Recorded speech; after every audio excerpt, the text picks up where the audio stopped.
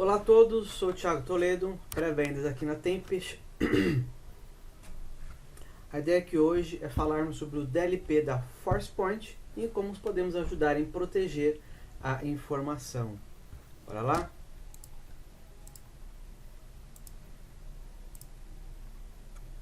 Bom, já indo direto ao ponto, né, o que o DLP protege? Protege dados contra vazamentos, tá? É a funcionalidade básica de qualquer DLP. Então, a próxima pergunta que a gente se faz é: como podemos fazer isso, né? Qual o tipo de proteção? Para ilustrar aqui, separamos as funcionalidades nessa pirâmide, tá? Então, na base da pirâmide nós temos palavras-chave, frases, dicionários, regex e file type. É o que chamamos de DLP Lite, tá? Primeiramente, iremos definir as palavras-chave ou dicionários, né, de palavras. Iremos definir o peso para cada uma delas, tá? E ao detectar o uso das palavras, nós iremos tomar a ação, né, que pode ser auditar, bloquear, exigir confirmação, criptografar e notificar, tá? Podemos definir expressão regular, né, para CPF, RG, telefone, etc. E também nós já temos diversas expressões prontas, que já vêm por padrão, e é possível personalizar conforme a nossa necessidade, tá? E quando falamos de file type, o que é analisado é o binário do arquivo, tá? E não a extensão, tá? Então o usuário pode mudar a extensão e tentar exfiltrar o dado, tá? Então isso aqui é uma apresentação junto com demonstração, tá? Então, essa base da pirâmide que eu acabei de comentar, a ideia é eu já demonstrar o funcionamento dela, tá? Então, eu separei aqui uma demo pra gente. Eu tenho aqui a minha máquina Windows com o DLP instalado.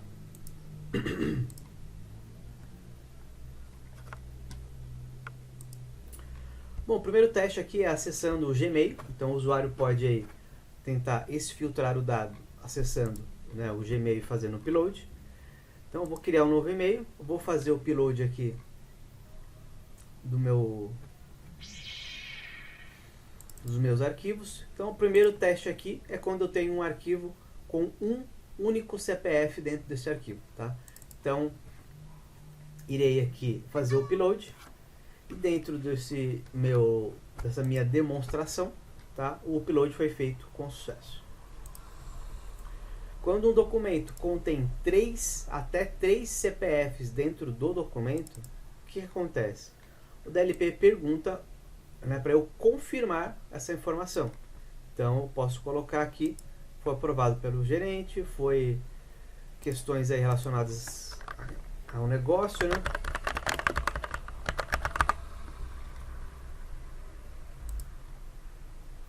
E a partir daí o upload foi feito. Beleza? E meu terceiro exemplo aqui é quando um documento tem 5 ou mais CPF no documento, tá? Então o que acontece é, o DLP identifica e faz o bloqueio, tá? Então o usuário não consegue exfiltrar o dado com 5 ou mais CPFs, tá?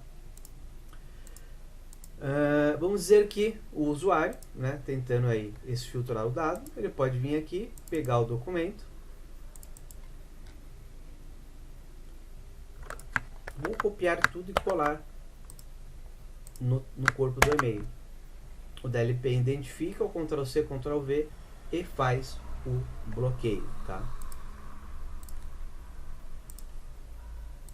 O usuário persistente, vou pegar o arquivo, vou copiá-lo, vou renomear a extensão e vou tentar exfiltrar esse dado. O DLP identifica e faz o bloqueio do upload.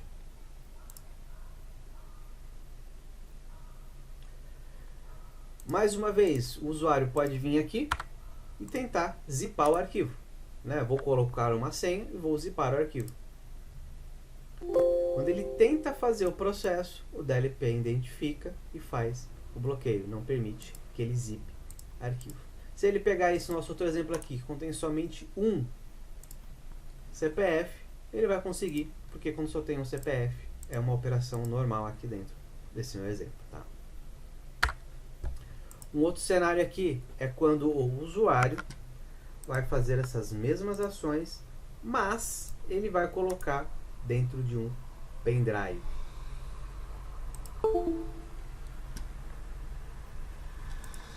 Então, o usuário aqui de posse do pendrive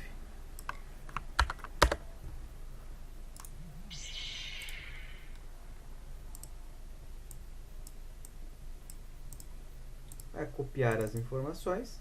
Então, o primeiro arquivo copia tranquilamente. O segundo arquivo,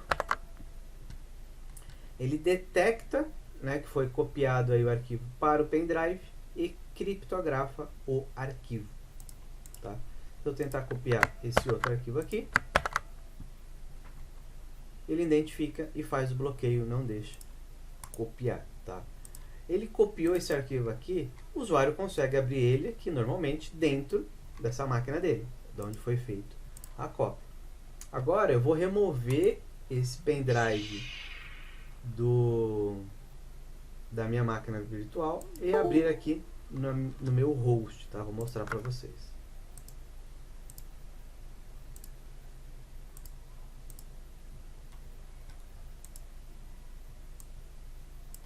Então esse aqui é o host, tá? Essa é a minha máquina física. Então aqui está o arquivo que contém apenas um CPF, né? Ele abriu aqui tranquilamente. O arquivo que foi criptografado, ele não consegue abrir.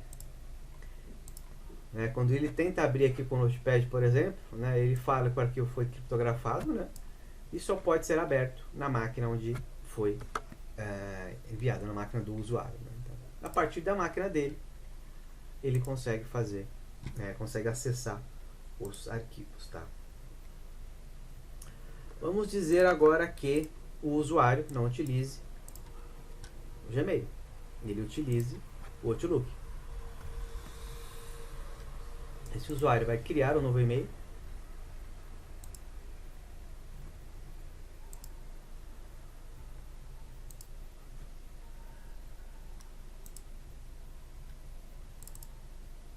Vamos pegar aqui que tem 3 CPFs.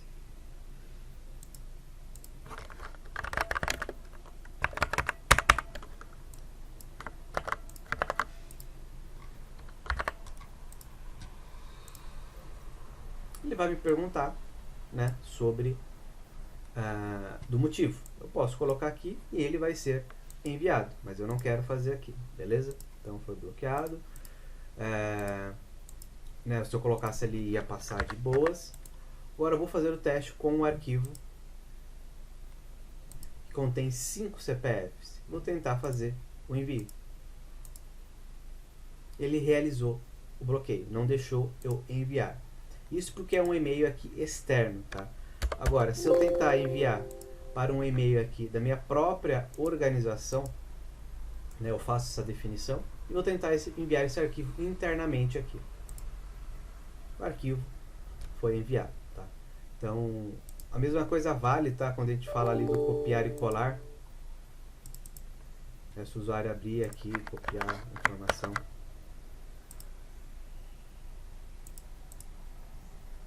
Aí até não deixa, tá? O usuário persistente em sua ação, o que ele vai tentar fazer? Vai tentar aí fazer, baixou o Dropbox e vai tentar fazer a exfiltração através do Dropbox. Então esse usuário aqui instalou o Dropbox na sua máquina e vai copiar os arquivos.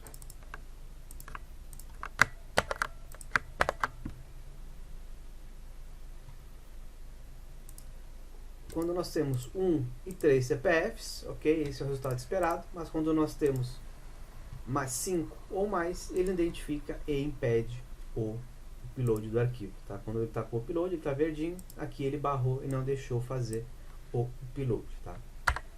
Então, o usuário, insistindo mais uma vez, ele vai lá, vou acessar o transfer e vou fazer o upload da informação.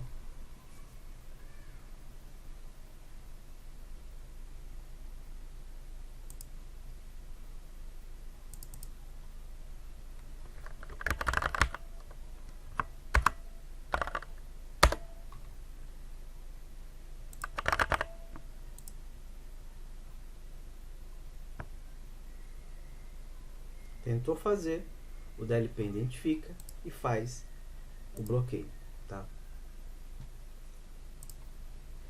Situação bem comum hoje em dia, tá? Quando a gente fala aqui do WhatsApp. Então, vamos dizer que o usuário, né, vai fazer aí, utilize, né, o WhatsApp e vai tentar fazer a exfiltração de dados. Quando ele faz isso pelo WhatsApp web, tá? Nós não temos, o DLP não consegue fazer o bloqueio, tá? Mas, se o usuário tenta copiar e colar, ele é identificado e faz o bloqueio, tá?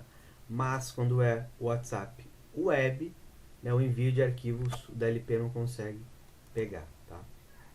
Mas se dentro da organização vocês utilizarem o WhatsApp app, né, que vocês instalam na máquina do usuário,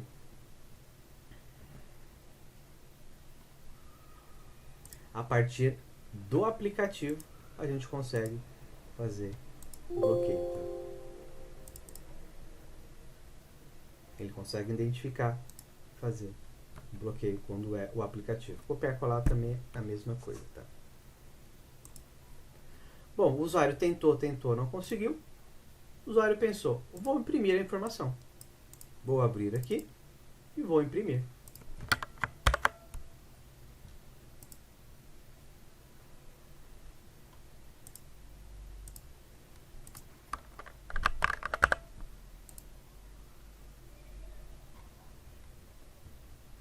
DLP identificou e fez o bloqueio.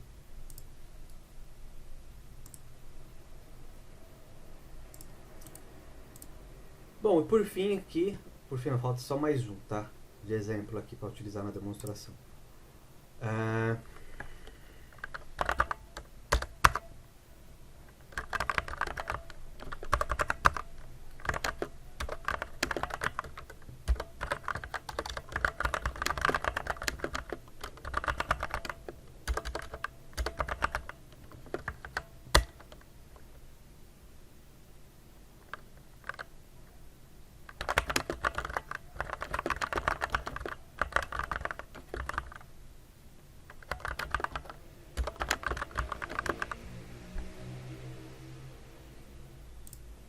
O que aconteceu aqui é uma troca de e-mail entre duas pessoas com palavras-chave. Então, projeto X é a minha palavra-chave. Então, a partir daí, esse e-mail acabou de ser auditado, né? Eu vou ser notificado de que o usuário está falando do projeto X com outra pessoa. Então, a gente consegue estabelecer essas palavras e a partir daí a gente sabe quando a pessoa utiliza, né, aquelas palavras-chave, tá? E também nós temos aqui a possibilidade, tá, de fazer uma varredura no desktop do usuário em busca de arquivos específicos. Vamos dizer que eu tenho aqui um arquivo na rede, né, com aqui o salário. Essa pessoa copiou esse arquivo para da rede, ele copiou localmente, tá? E a partir daí a gente consegue fazer uma busca. Será que alguém tem esse arquivo salvo localmente? Bom, o usuário acessou um diretório onde ele tem acesso, mas ele copiou isso localmente. Então a gente consegue fazer buscas por arquivos. E a partir daí a gente consegue identificar quais usuários fizeram uma cópia local para a sua máquina. Tá? Bom, subindo aqui mais um degrau, tá? Nós iremos atuar na classificação de dados. Então, se você já tem uma solução no ambiente, nós podemos importar os rótulos já existentes e aplicar a política. Tá? Essa integração já está inclusa no DLP, não tem nenhum custo. Caso você precise de uma solução de classificação, nós vendemos o Boldor James junto com o DLP. Tá? Então, nós temos aí essa parceria com o Boldor James que nós podemos vender junto, né, as duas soluções, né, tendo aí um bom desconto quando a gente compra as duas soluções, tá? Bom, subindo mais um degrau, tá? Nós temos aí os scripts. Atualmente temos mais de 300 scripts prontos para uso, tá? Por exemplo, conseguimos diferenciar 11 dígitos de um CPF em comparação com os 11 dígitos de um celular com o DDD. Tá? Então, nós temos scripts para identificar cartão de crédito, nomes brasileiros, tá? CEP e por aí vai. Então, esses scripts já estão lá prontos para uso, tá? Então, eu tenho aqui o do cartão de crédito para demonstrar para vocês, né? É basicamente aí o mesmo exemplo, só que voltado para o cartão, detecção através de scripts, tá? Cartão de crédito. Então, desbloqueio. Então, basicamente, é o mesmo processo, tá? A ideia aqui é mostrar agora um pouquinho das detecções, aqui um pouco da interface do DLP.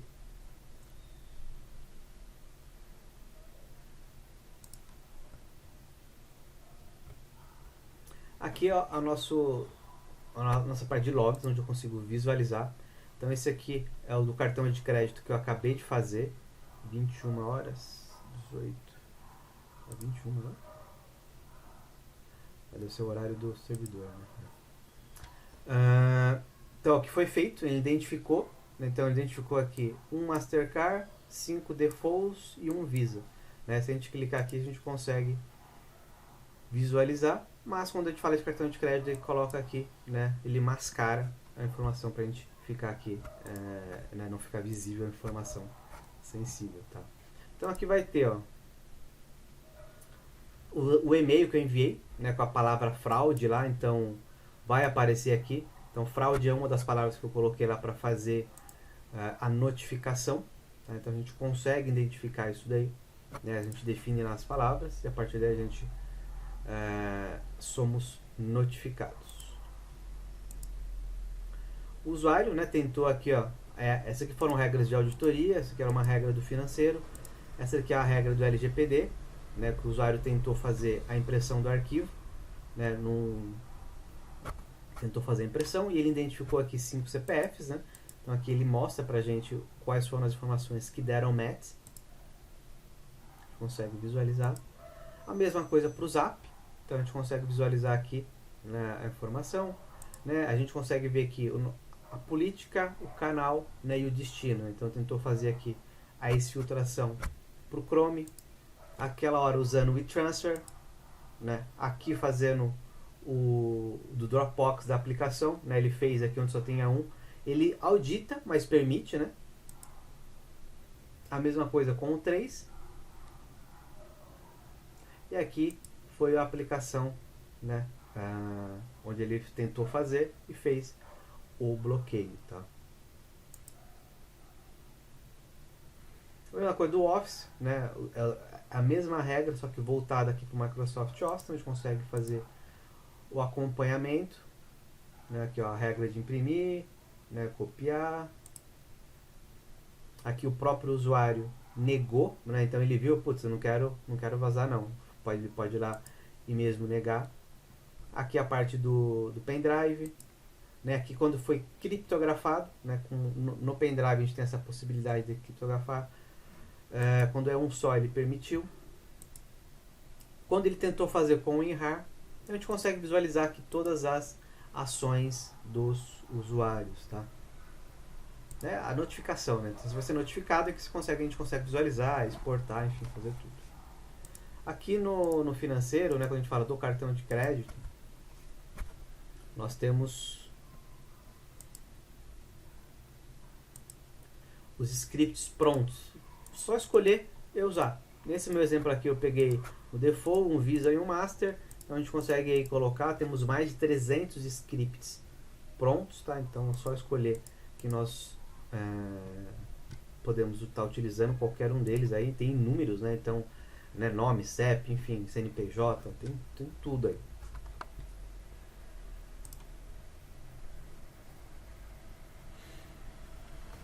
Aqui na parte mais alta da pirâmide nós temos o Machine Learning, tá? Onde nós vamos informar para o DLP o que queremos proteger por similaridade. Então, para empresas aí que têm desenvolvimento interno, né, nós podemos ensinar o DLP a proteger o código por similaridade. Então, caso algum dos programadores tentem enviar o código para fora da empresa, né, seja pendrive, e-mail pessoal, né, nós podemos aí proteger a propriedade intelectual da empresa. Então, eu separei um exemplo aqui do Machine Learning, onde eu quero proteger aqui os manuscritos do filme Star Wars.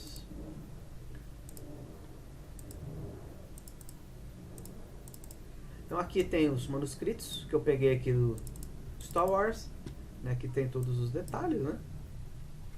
Então esses arquivos a gente coloca numa parte da rede, informa pro DLP fazer a leitura, né, e aprender a proteger esse tipo de informação específica. Também nós temos que informar para ele informações parecidas, né? Então, Star Wars é um filme, né, manuscrito de filme.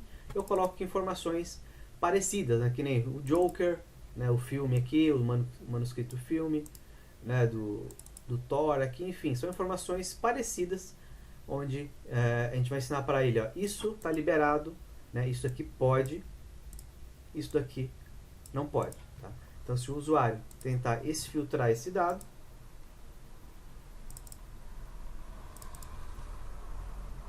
ele vai fazer o bloqueio. Se o usuário tentar copiar e colar trechos também,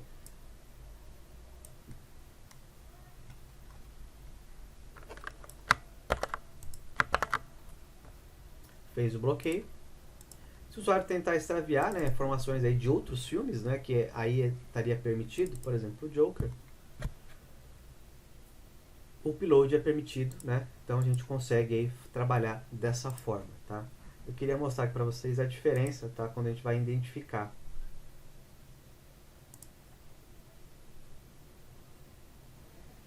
Quando a gente fala aqui do Star Wars, né? Ele identificou através do Machine Learning. Então, são formas de identificar a informação, tá? Então, a gente consegue trabalhar dessas formas, né? Proteger aí a propriedade intelectual, né, da empresa. Bom, e no topo da pirâmide, né, nós temos aí o que é mais preciso, né, que é o fingerprint.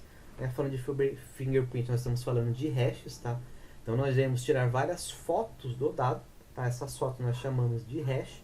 Então, se alguém tentar vazar o dado completo ou parcial, nós iremos detectar, tá? Então, se alguém modificar e tentar vazar, nós vamos detectar por similaridade, tá? Então, nós conseguimos tirar fingerprint de arquivo, pasta e banco de dados, tá?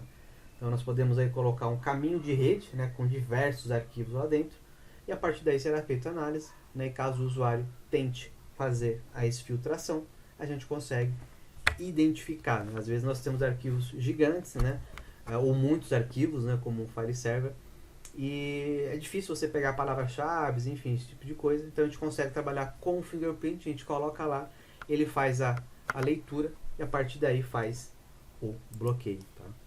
Separei aqui o exemplo pra gente.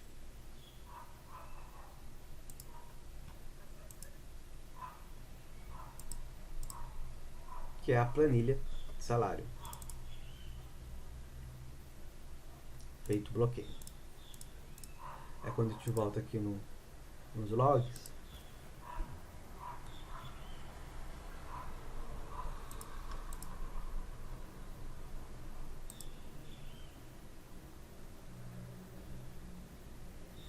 Tentou aqui extraviar a planilha de salário, né? Foi pego aí pelo fingerprint, 100% aí de similaridade. Se o usuário altera alguma coisa, modifica alguma coisa, vai diminuindo, mas a gente consegue identificar do mesmo jeito, tá?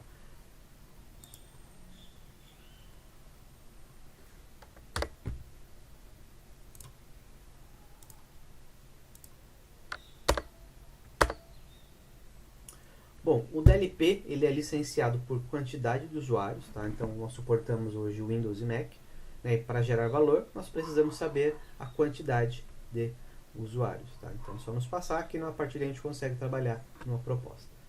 Caso queira fazer POC, tá? Nós temos disponível o nosso ambiente, onde já tem um servidor pronto, né, configurado, e a gente precisaria só ir de um DLP, de uma máquina sua para estar utilizando, ou você pode utilizar o ambiente por completo, onde lá dentro nós temos também todo o ambiente, mais uma estação de trabalho, e você pode fazer todos os testes a partir dali, né, sem nenhum custo, sem nada. Tá? Ou se preferir fazer em seu ambiente, né, nós temos aí o recurso necessário, né, para fazer a instalação do servidor. Tá? Bom, a Forcepoint tá vindo com um novo produto chamado DUP, tá? O Dynamic User Protection, que é um produto aí baseado nas ações dos usuários, e para cada ação é atribuído um ponto. Tá?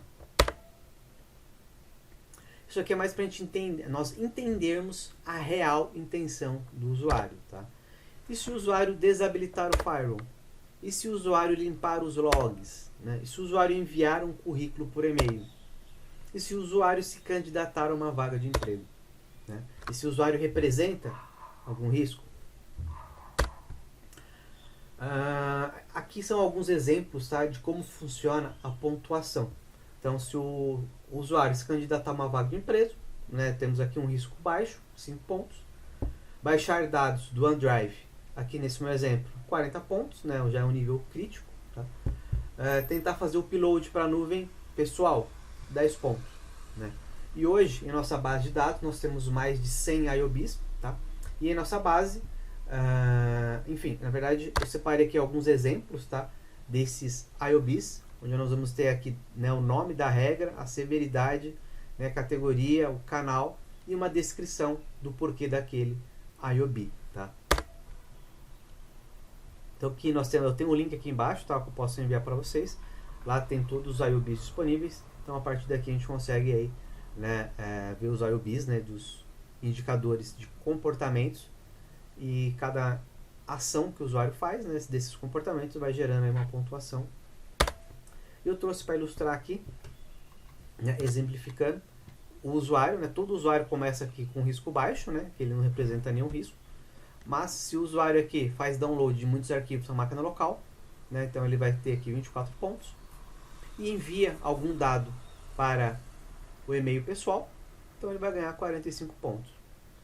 E nós temos aqui, ó, um espaço de 30 dias. Então o usuário fez essas ações aqui e não fez mais nada. A partir daí ele ficou sem risco nenhum. As ações que ele faz, elas têm um tempo para diminuir. Então passados esses 30 dias, esse usuário que representava 45 pontos de risco não representa mais nenhum. Mas a partir daqui ele começou a fazer outras ações. Então copiar aqui informações sensíveis, tirar screenshots, copiar para o USB. Então a pontuação dele vai subindo. Tá? E com o passar do tempo, né, o risco do usuário vai diminuindo, mas cada IOB tem uma forma, né, de redução. Então, por exemplo, se ele faz o upload para uma nuvem pessoal, já é uma redução em degraus. Né? Se candidatar a um emprego, né, já é uma redução aqui gradual. E aqui enviar e-mail para o pessoal, né, ele já tem uma redução mais drástica, né, ele diminui de 80 para 5. Então são esses 3 tipos que nós temos, né, cada um dos IOBs tem um risco calculado, então conforme vai passando o tempo, o risco daquele usuário vai diminuindo. Tá? Quando nós falamos do DUP, tá, estamos falando de visibilidade baseada nos IOBs, né, os indicadores de comportamento. Tá? Então o DUP não toma nenhuma ação, apenas visibilidade. Mas nós temos o DLP, né, nós temos a integração com o DLP, e ao habilitarmos essa integração, nós teremos a opção de tomar ações com base no risco que o usuário representa naquele momento. Tá? Então, o usuário aqui com risco 1 e 2, somente a auditoria. O usuário com risco 3 vai ser solicitada a confirmação, né, ele tem que confirmar. Risco 4, criptografia. E risco 5, bloqueia tudo. Então, conforme o usuário vai tomando as ações, né, os riscos vão aumentando e o bloqueio vai acontecer. Tá?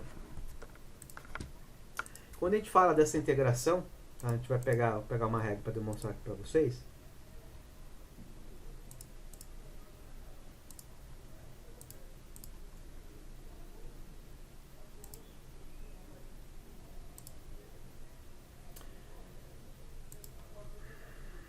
Então, forma como está hoje, tá? Ela é estática, né? Então nós temos aqui, identificou uma, ele faz severidade mínima, mínima, audita somente. Então isso aqui é fixo, tá? E quando nós temos esse risco adaptativo, né, nós habilitamos. A partir de agora, o que está valendo é o risco adaptativo, não vale mais o estático, tá? E a partir daqui, a regra, né, o bloqueio acontece, na verdade, a política é aplicada baseada no risco, tá? Se hoje o risco do usuário é zero, então a auditoria aqui somente, né? Você vai saber o que ele está fazendo. E a partir daqui a gente consegue fazer as ações personalizadas, né, conforme o risco. Isso pode ser por regra. Então, no upload de arquivos, eu posso ter a regra adaptativa, para as outras eu posso ter a estática. Tá? Então, nós temos aí essa integração com o DUP. Tá? Deixa eu ir para outra solução antes de eu fazer a demo do DUP. Tá, queria comentar o seguinte aqui, tá? Quando a gente fala de DLP junto com o DUP, tá? Elas atuam aqui, cada um em um canal, e somente aqui na parte web que os dois atuam juntos, tá? Então,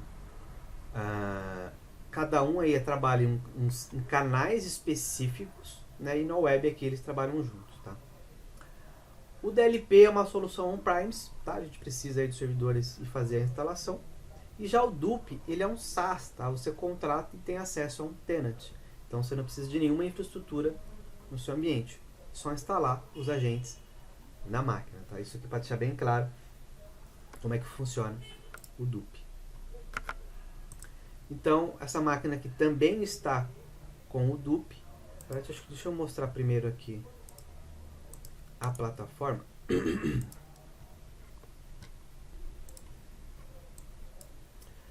Bom, essa daqui é a plataforma do DUP, tá? Nosso tenant.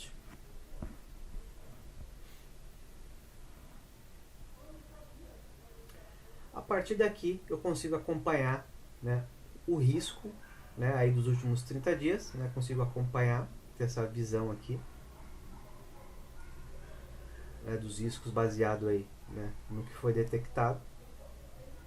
Nós temos aqui o nosso usuário Tony, com todos aqueles testes que eu fiz foi com o usuário Tony Stark.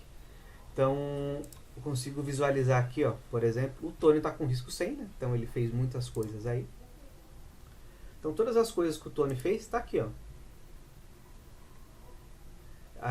Como nós temos essa integração entre o DUP e o DLP, então tudo que é identificado é feito o upload aí pro tenant do DUP, tá? Então nós temos essa integração, a gente consegue visualizar por aqui também.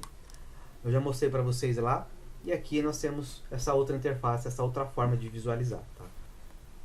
Então tudo que foi identificado lá, a gente vai ter a visão aqui, né? Qual que é o risco que aquele usuário representa, separado aí por dias. Né? Esse aqui foi do dia 1º, e dos outros dias a gente consegue ter uma noção aqui da quantidade de alertas que esse usuário está gerando. Tá? E nós temos aqui o User Insights, né? A gente dá uma visão geral aí desse usuário. Né, a quantidade de alertas críticos, altos, total de alertas, qual regra está sendo mais acionada, né, um gráfico aqui específico desse usuário, né, as regras que mais deu match, né, a gente consegue visualizar aqui. Se a gente vai clicando, a gente vai fazendo aí o drill down, né, nos detalhes aí do que o usuário, né, está fazendo. Tá?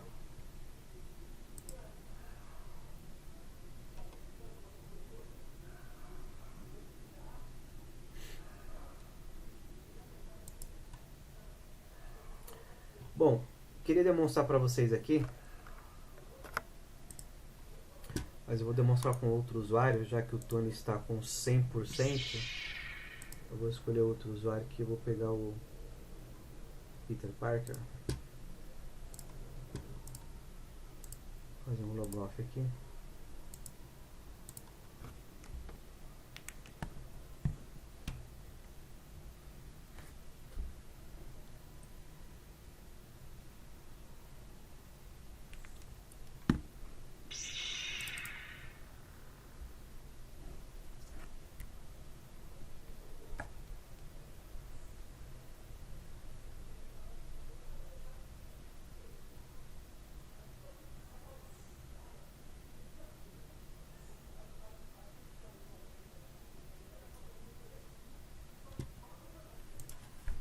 Uma pausa aqui para carregar o sistema. Beleza, então está carregado, estamos com o Peter aqui logado.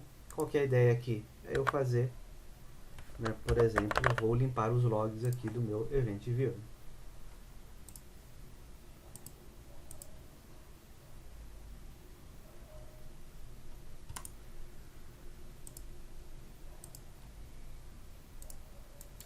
Todos os agentes aqui instalados, os 2 agentes instalados.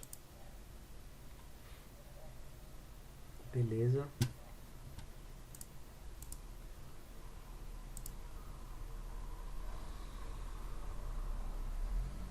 Então o Peter, que estava com risco 0, ele acabou de ir para um risco 10, onde ele fez a limpeza aqui dos logs de segurança. Se a gente clicar aqui, a gente vai lá para o detalhe, né, que ele fala aqui, né, sobre o que seria. Então, a partir de agora não, né, todas as ações, na verdade, tá? Então, essa aqui que eu mostrei foi limpando os logs, mas como nós temos essa integração com o DLP, droga, não quero. Vamos aqui pro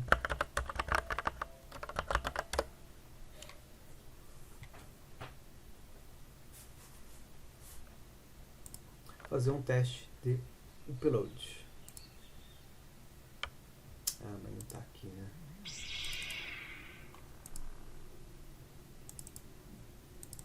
Tá lá com o Tony.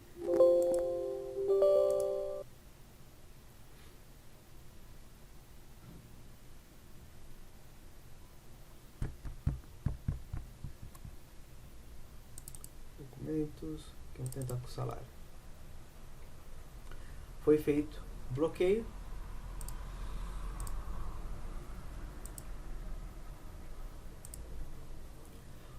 O risco do Peter Parker já foi para 46, onde ele tentou fazer aqui o extravio da planilha financeira.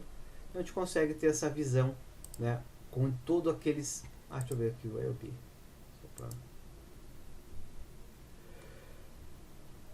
Cadê?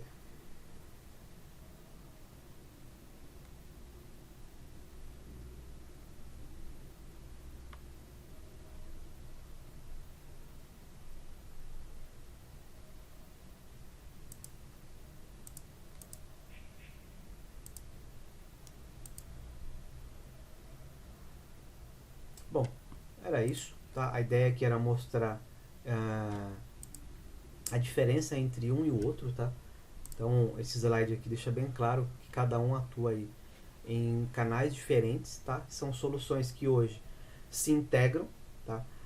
No futuro, nós vamos ter aí um DLP, ou na verdade o DUP, tá? Ele vai ser um addon do DLP no futuro, mas hoje, tá? Hoje isso é dessa forma. Então, caso vocês tenham interesse, são 2 licenciamentos, uma licenciar o DLP, outro licenciar o DUP, tá? Era isso que eu tinha para falar hoje. Muito obrigado. Qualquer dúvida, estamos à disposição.